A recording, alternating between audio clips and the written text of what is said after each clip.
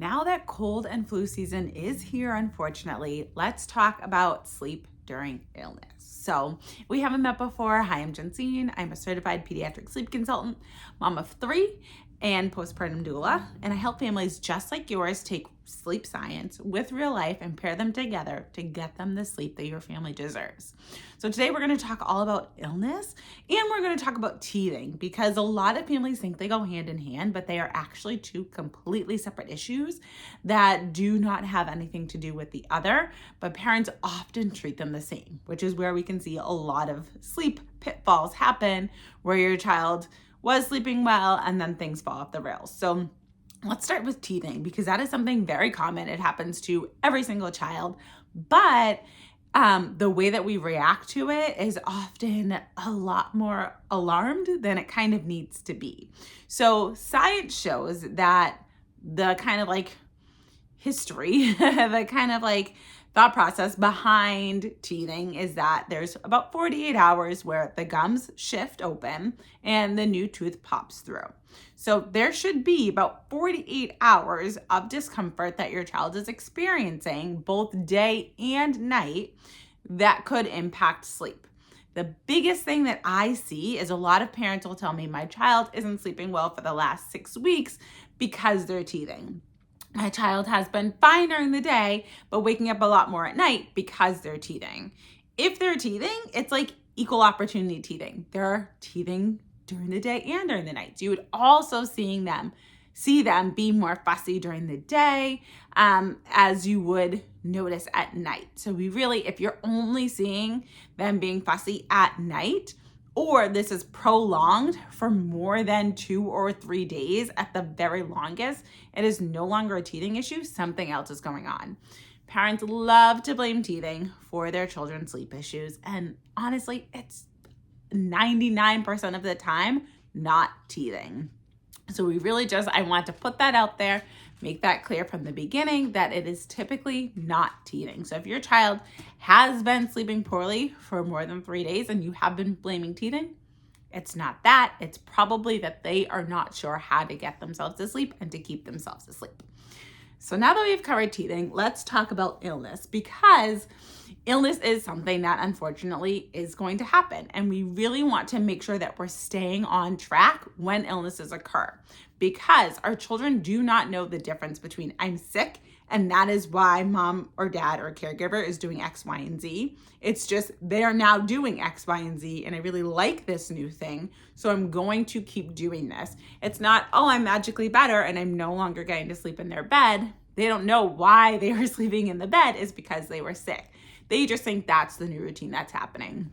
So really think about what you are doing when your child is not feeling well and if it's something that you would want to continue after they are all better. So the example that I always use in all of my videos, if you've watched any of my social media, you've probably heard this story before, but our oldest son had RSV at, I believe it was 4 months and 9 months old, and he had to go to the hospital both times. So when we returned home from the hospital, I was really nervous about his breathing. I was super concerned, hold on, because I was worried that something would happen and his breathing would slow down or he would be excessively coughing overnight and that I wouldn't be there to support him.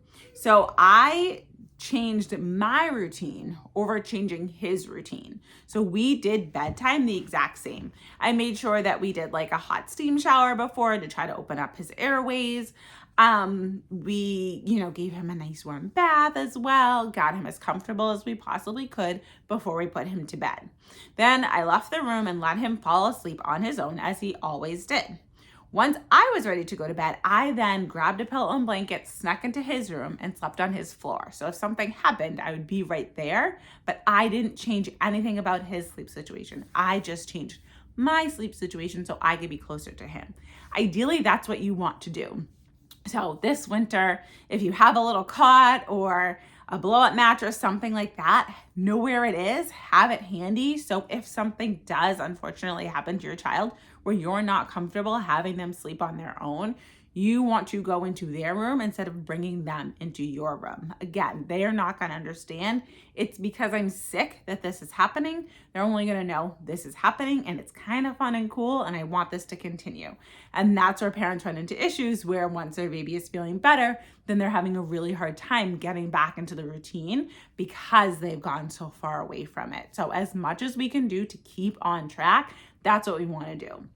If then in the middle of the night, they need some more support, they need to be held upright for a little bit because they're super congested and having some trouble breathing.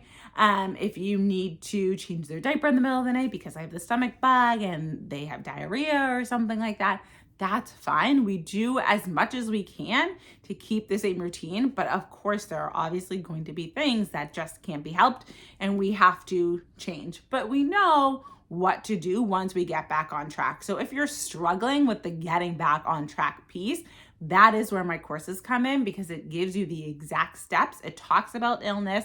It talks about how to get you back on track so that you don't have to start all the way over at step one. You can start where you left off to get your child back to sleeping well. So you can find more information about that in the description. But really, again, the most important thing to remember is that we're going to treat the symptoms and then keep everything as similar as we possibly can around sleep. There could be some things where we put our little ones down a little bit early for a nap, or we let them sleep a little bit longer for a nap. Sleep is so essential for them being able to build their immune system and to heal when they are sick. So it's perfectly fine to let them sleep more than normal. And maybe they do sleep in your arms or in a carrier or, on the couch, whatever it is, in a place that they typically wouldn't sleep.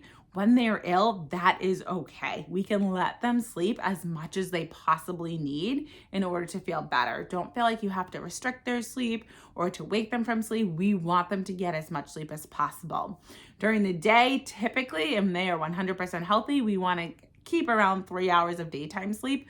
When they're sick, we don't want to have to worry about reserving any sleep for overnight. They are going to still sleep overnight, but we want their body to be able to get as much sleep as they need during the day. So don't worry about that. That is also a very common question that parents ask me about sleep during the day when their child is ill and worrying that if they let them sleep too much during the day, then they aren't going to sleep at night. Their body needs that sleep right now, so we want to let them sleep as much as they possibly can. So if you have any specific questions about your child and any illness or teething concerns that you have, of course, you are always welcome to pop them into the comments. I love to hear your questions so I can know how best to serve you. But if you are looking for that step-by-step support so you can be sleeping up to 10 hours in just 3 days, all you have to do is go to the description below, find your child's age, and then click on the link right next to it. And I will see you in my next video.